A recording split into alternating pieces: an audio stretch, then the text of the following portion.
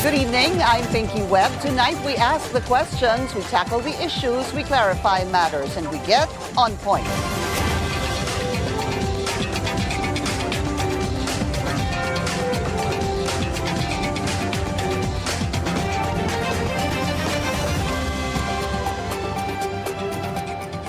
The impeachment trial of Vice President Sara Duterte continues to hang in the balance.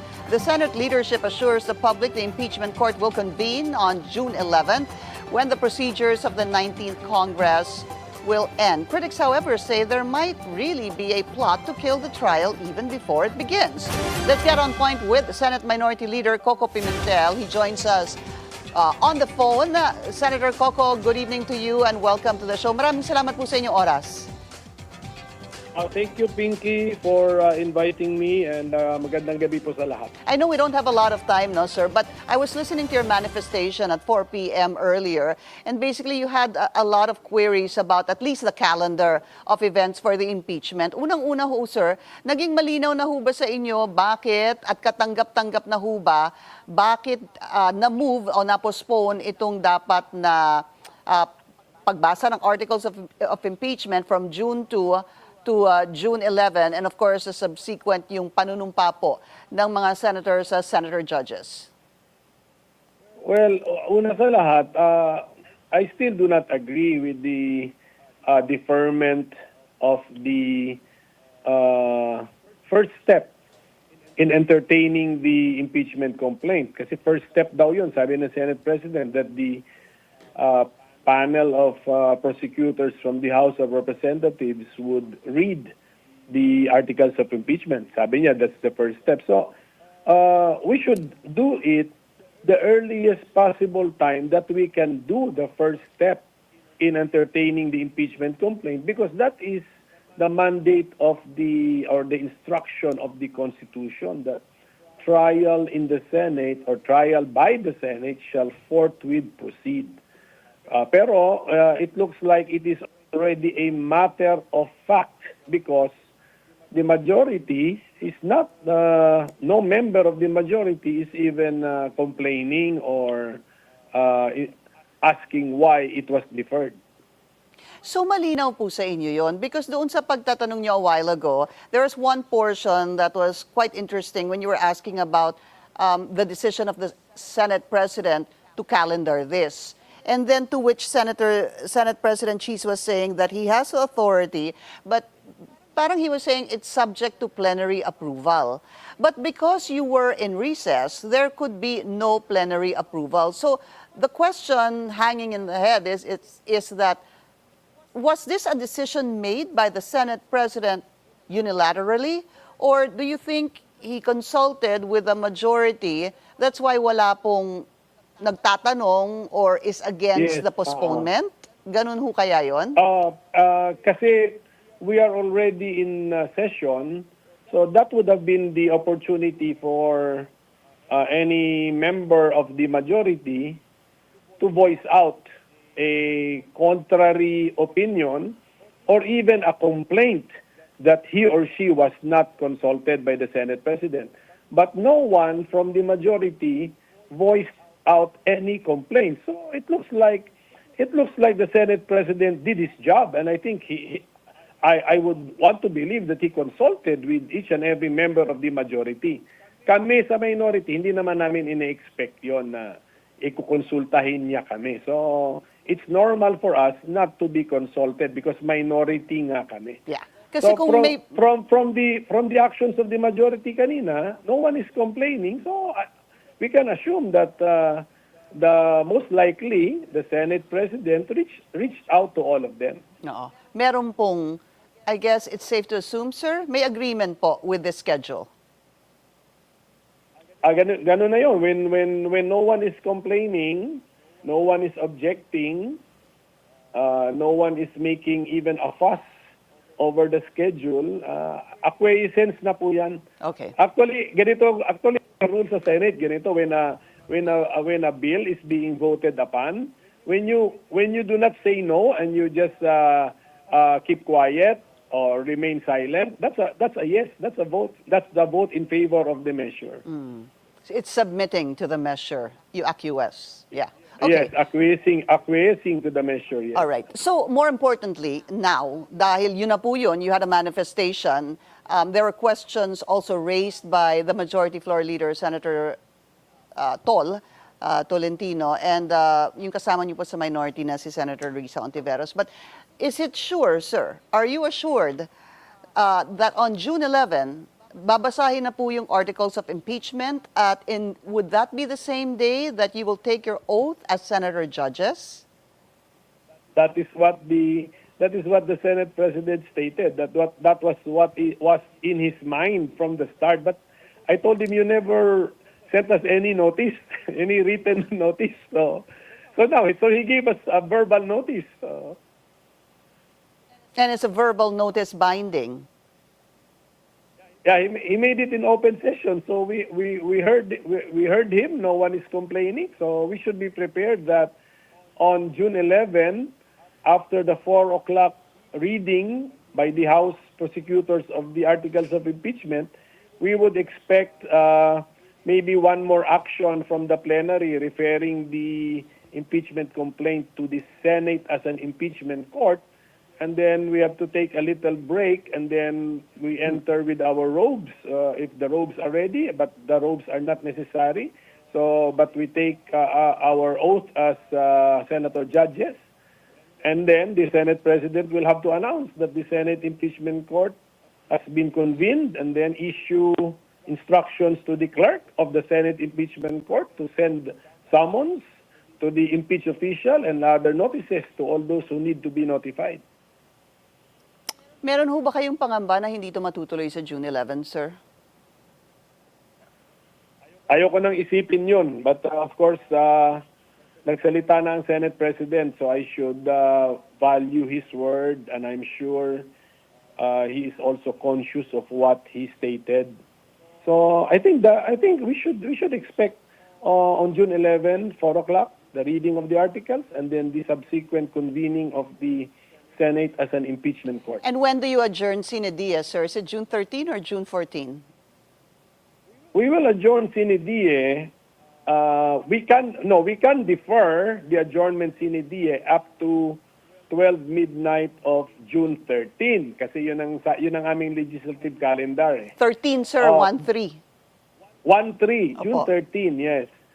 Friday yun eh. So that's but kung wala ng legislative matter to be taken up, we can adjourn even before 12 midnight of June 11. At any rate, my interpretation, my position is that when the Senate Impeachment Court is acting, or when the Senate is acting as a Senate Impeachment Court, it is not bound by that by the legislative calendar. Okay. It is bound by its own court calendar. Which means, sir, pwede ho kayo magpatuloy. Pwede kami magpatuloy, Hanggang? pero most likely wala na rin kaming gagawin after mag-oath kami, and then after the Senate President as presiding officer of the court instructs the Secretary of the Senate as the clerk of the court to send out the summons and other notices, because under our rules, the impeached official has 10 days from receipt of the summons to file her answer.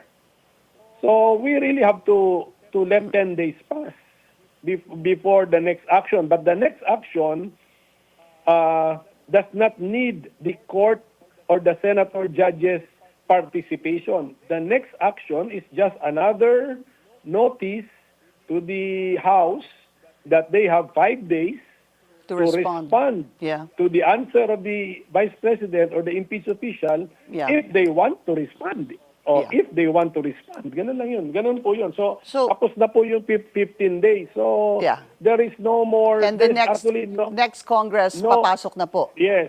Yung tawagin na lang nating yung trial action, yung napapanood natin sa pelikula na merong iuupo sa witness stand for direct examination and then cross-examination, hindi naman talaga natin makikita na yan ngayong 19th Congress. Kasi nga, hindi naman inumpisahan noong Pebrero. Dapat inumpisahan noong Pebrero, pero nanaig naman yung calendar na ni Senate President. Sabi niya, June 2. inalipat pa niya sa June 11. So, kahit nung June 2, wala na talagang trial action nun eh. All right. So we're going to continue to, of course, monitor the developments on this. I know you need to go back, sir. Maraming salamat po sa inyong oras. Senate Salamat po. Minority Thank you. Leader Koko Pimentel. Thank you, sir.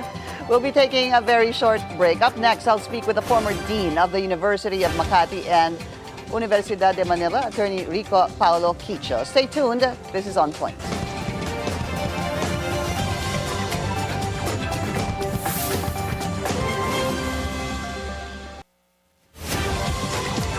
Welcome back. We're still discussing the upcoming impeachment trial of Vice President Sara Duterte. Joining us now is the former spokesperson and one of the defense lawyers during the impeachment trial of the late Supreme Court Chief Justice Renato Corona. Let's get on point with the former dean of the University of Makati and Universidad de Manila, Attorney Rico Paolo Quicho. Attorney Quicho, good to see you again. It's been so long. Yeah, good evening, Pinky. Thank you for having me in your very popular program. I have a lot of questions. I'm going to shoot right the first one. I will right try now. my very best.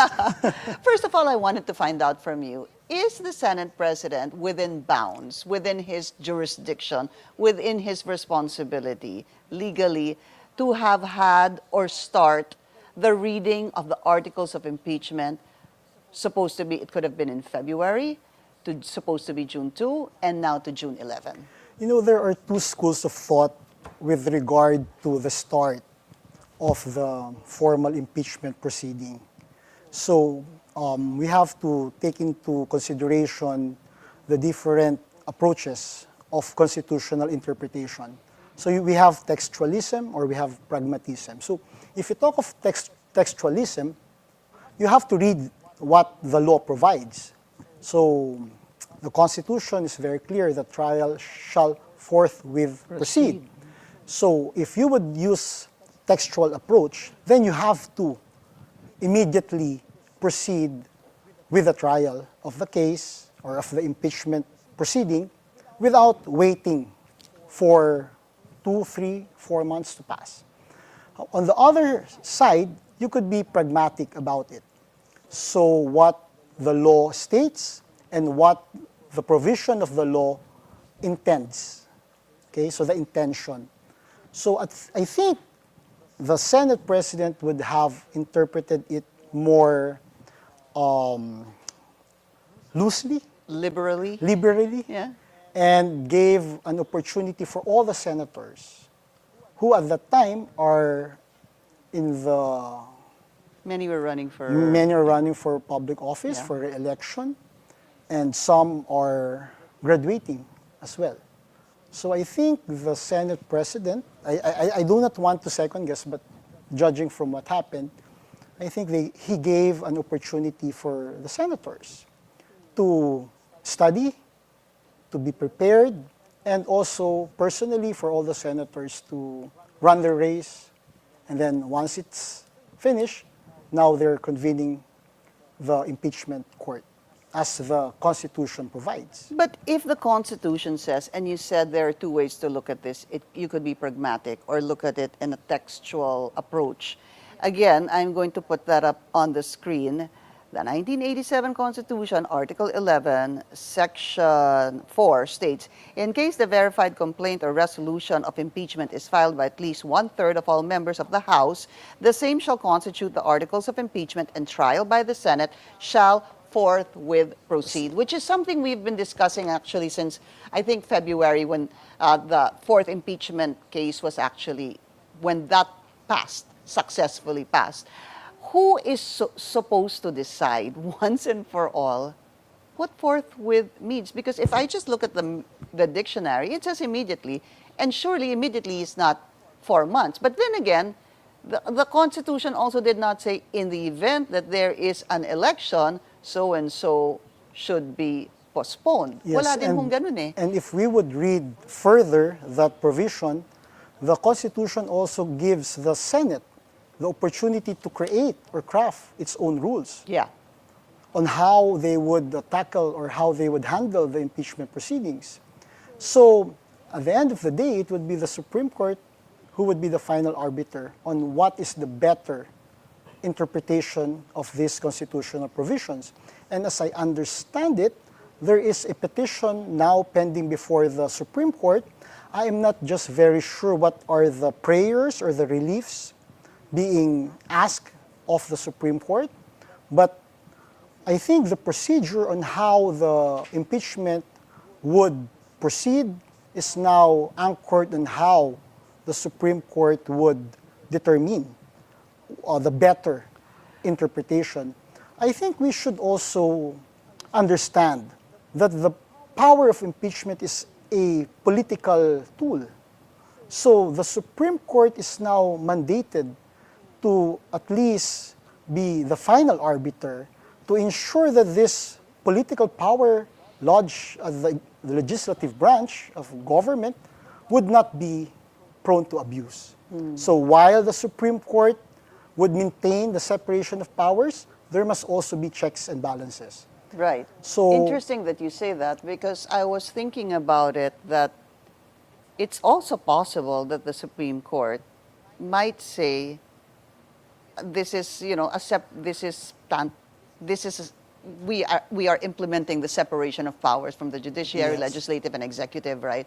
So this being a part of the legislative branch of government, they might not want to rule Yes. on it or encroach on Yes, it. and so there would another be legal issue that we could talk about, whether or not this would be prone to judicial review. Would the Supreme Court exercise the power lodged on it by the Constitution, which is the power of judicial review, or would they classify this as a political question that they would leave to the legislature Right. to decide based on its rulemaking power? And the only way we'll find out is when they actually really decide to decide on it or not decide on it. Yes, but again, we are not sure if this or this set of issues are also part of the petition that were filed before the Supreme Court. Right, right. So the Supreme Court would not decide if there's no course. justiciable controversy, they would not decide. In the absence of that, for example, in the absence, hypothetically, of a petition, do you think it is wise that both houses of Congress set their rules clearly? Two things, sir. Number one, in the House of Representatives, there were 4 impeachment complaints. December 2, December 4. Please forgive me if my dates are not precise. There was a December 19. There were 3 previous impeachment complaints that were lodged before the office of the Secretary General, Reginald Velasco. February 5 comes, there's a 4th complaint. And this is the one that gathers 1/3 of the signatures, more than 1/3, 215 actually, which allows that to actually go automatic to the Senate. Do you think, number one, that the House of Representatives should already make it clear that when an impeachment complaint is filed, that the Secretary General has so many number of days to be able to forward this to the Speaker so that mag-uumpisa na po yung oras para dalhin sa rules or sa Justice Committee, and then the time begins? I think it was clear, but the House of Representatives thought otherwise. And I think it's always about the numbers when you talk about the intramurals in the House. So I think they exercised their best judgment. They thought that the first 3 complaints would not stand scrutiny. That's why they decided to have a 4th complaint, which I think the legality of these different complaints are now lodged at it's now being questioned before the Supreme Court. So we have to. It is also. We have to wait with bated breath how the Supreme If Court the would Supreme Court decide. decides on this too, because there is that petition coming from the Vice President questioning this 4th impeachment complaint, basically saying that it violates the 1-year ban Exactly. or rule on initiating an impeachment Official complaint against an official Which again more now than is once a in year. different story altogether. Yeah. So the lodging of the impeachment complaint is one issue, and now the procedure and how the Senate impeachment court would proceed with that impeachment is Right. another Yeah, that's why problematic I said area. 2 things. Because I Yes. wanted to start first with the House, because is it going to be you have the Secretary General saying that pakiusapan kasi ako na baka meron pang susunod na impeachment complaint, so maghintay lang muna. Why is it going to be the call of the Secretary General? But of course, we can assume other things, that it was not solely the call of the Secretary General, right? But if there were, I guess my question is, should there be clear-cut rules so that there's no reading between the lines? I think there is a very clear interpretation, which a good friend of mine, Congressman Toby Tiangco, already mentioned, and I agree with him. So whether or not that is the true intention of the House is another What was issue. what did the Well, congressman he say? mentioned that there were missteps that happened. So let's see how the Supreme Court would look into these allegations, which were already raised in the petition, I think, by the Vice President. All right, and then before we go on a break, so that we don't lose that train of thought, and then comes the Senate. Does it also need to be clear with its rules that once an impeachment complaint is already brought to the Senate for trial, that there's just a number of days by which, number one, the articles of impeachment are read to the Senate, and then subsequently that they need to take their oath as judges? I think, Do you think that's also important, that it need be clear? yes, it should be clear. However, we have to take into consideration that impeachment trial is always pro hac vice, Which is? which it evolves. So for this particular time, this might be the proper interpretation, but we do not Really? know what would happen in the next Congress, or how they would interpret and execute. So that is the very intriguing part of having an impeachment proceeding. It is only for the time being. Right, I understand. But it is the time being for them? What about for the Filipino people? That is a very good question. And I think at the end of the day, senators who would now sit as senator judges, they owe the public that they should exude the independence, the impartiality, and the knowledge of a sitting judge, just like Caesar's wife. We're going to take a very short break. We'll be right back.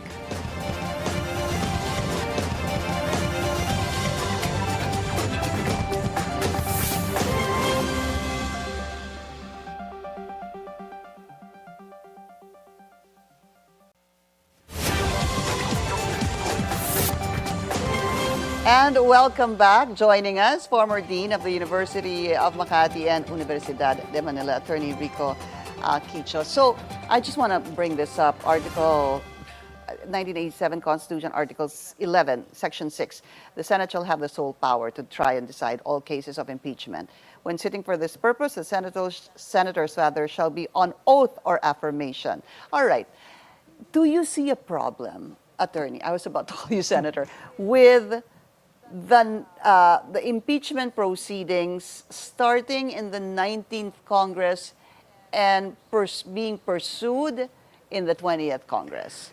Again, there are different schools of thought here. Even the senators themselves, they do not know how to handle the situation because they have different points of view. But I would like to think that the Senate Impeachment Court, once it is constituted as such for the purpose of hearing and deciding on the impeachment, it is already a continuing body. Just like the Supreme Court. It's collegial. So once it starts to assume jurisdiction over the impeachment proceeding, then it has to act on it with dispatch.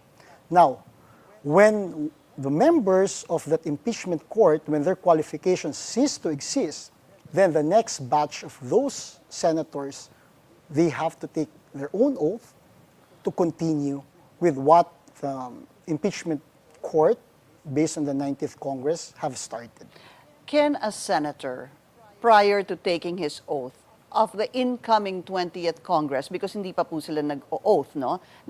Let's say on June 11, nag-oath na po si 19th Congress. And then papasok na po si 20th Congress, yung mga 20th senators. Prior to them taking their oath, can any of the senators question this particular theory on continuation or continuity and say we have no jurisdiction anymore? Well, they have to be, they are senators by the time July 1 Comes in. comes in. Yeah. And once they are senators, they are not yet automatically senator judges. Correct. So as a senator and a taxpayer, as a citizen, they could question that before the Supreme Court. No, can they even question it amongst themselves? I want to raise this manifestation. A senator might rise and say, I want to raise this manifestation and question the jurisdiction of the 20th Congress, or this could be violative of the 1987 Constitution, by which no impeachment complaint can be filed more than once in a period of 1 year. They could do that, Pinky, but it would be an exercise in futility, because How at the so? end of the day, it would still be the Supreme Court who would be the final arbiter on legitimate legal issues. I see. So a senator might have a view contrary to other senators, then there would be it would be numbers game, even in the Senate, and then the losing proponent of that would Right. question We'll it before that the Supreme Court. But what happens is then, what happens is that the impeachment trial won't proceed. If they get a simple majority, if a senator questions this, just on a last note, a senator questions this and says, do we really have jurisdiction over this or not, right? And then, okay, let's put it down to a vote. They get 13, a simple majority. We do not have jurisdiction. Then, the end na ho ba yun for that time being? Now, I think it would be the Senate President, being the presiding officer of the impeachment court, would have a very important position to play. Because he would, just like what we experienced in the previous impeachment proceedings, the presiding officer has the power to control how the Okay. impeachment proceeding would come to play. Unfortunately, we've run out of time. I hope to speak to you again, Attorney. I hope so. It's so nice to have you. Maraming salamat po sa inyong oras. Thank you to the former Dean of the University of Makati and Universidad de Manila, Attorney Rico Paolo Quicho. Thank you, sir. That's On Point. Join us again tomorrow, 7:30 p.m. here on BNC, the Billionario News Channel. I'm Pinky Webb. Thank you for watching.